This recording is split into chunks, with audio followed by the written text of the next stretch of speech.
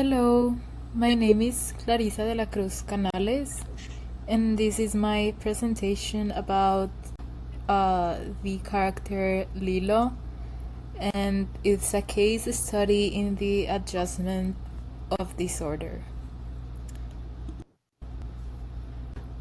Okay, first I have the character description, and who is Lilo? Lilo is the girl from Lilo and Stitch. She's a 6-year-old Hawaiian girl. She's emotionally sensitive, imaginative. She loves Elvis Presley, and she struggles socially. The setting and the cultural context is, the setting of the movie is in Hawaii. Strong emphasis on ohana, which is a phrase that they always repeat on the movie. That means family, community, and identity. Here we have the slide of the diagnosis, and the diagnosis is the adjustment disorder with mixed disturbance of emotions and conduct, defined by emotional or behavioral symptoms in response to stressors. Symptoms occur within 3 months of stressor. Example, loss of parents, fear of being taken from nanny, which is her oldest sister.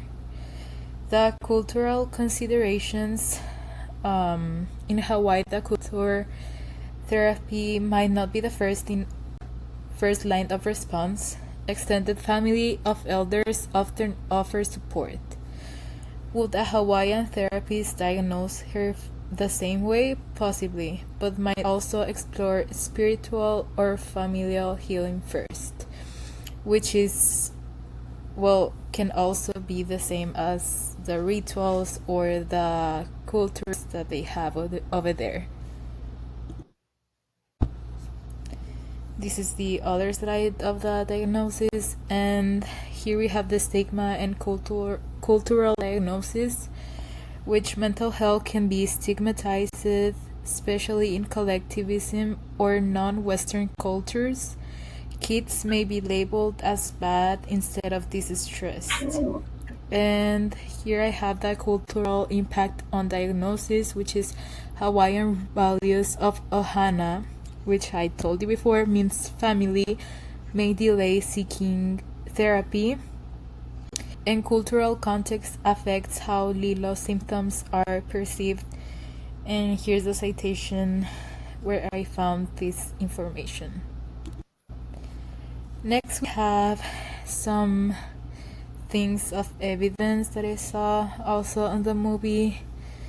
The first one is when Lilo lies on the floor listening to sad music, and she prefers to isolate from peers. This can also be reflected as behavioral disturbance. And then we have another example that she fights at school, lashes out when others misunderstand her, and other problems that are a little bit funny, but at the same time can be an alert as someone that is seeing it as from another perspective. Then we have a symptom not clearly present is severe risk taking of suicidal ideation not shown. And the emotional symptoms, as I mentioned before, the isolation, and when she fights with her peers or her friends. And here are the citations of both things that happened at the movie. Then we have the treatment plan. Proposed treatment could be the child-centered play therapy. Here's the citation, and then the effective for processing trauma in young children. And why I think it fits, because it's appropriate, and it also addresses both her emotional needs and sibling dynamics. According to Ray and Colliagles, this approach is especially effective for children like Lilo, who may not express their feelings directly. And I feel, well, in my opinion, I feel that Lilo doesn't express her feelings that well with her sister because she never had the opportunity to express them with her parents, which she most probably will feel a little bit more comfortable in some situations. Here we have the second part of the treatment plan, the ethnical concerns, informed consent, which is a child plus the guardian, sensitive to family laws, avoiding labeling Lilo as bad, barriers to treatment, limited access to therapy in rural areas like Hawaii, financial struggles could be another important factor because Nani is unemployed and is her sister, and it's the only income she will receive from money. We have that cultural reluctance to seek outside help. Here is this slide, a broader perspective, and is this portrayal accurate?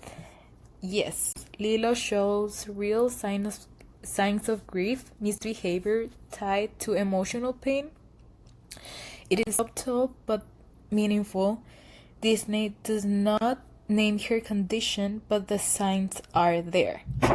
The media and mental health understanding, films like Lilo and Stitch help normalize childhood trauma, which is not great, and encourages sympathy as viewers see Lilo as misunderstood, not crazy. Media can shape how people view therapy and children's emotional struggles. Here is my last slide of references, and that's all. I did choose this movie because it's my favorite one, and I'm very excited because on May it's coming out, the live action movie, so I am looking forward to seeing it soon. But thank you.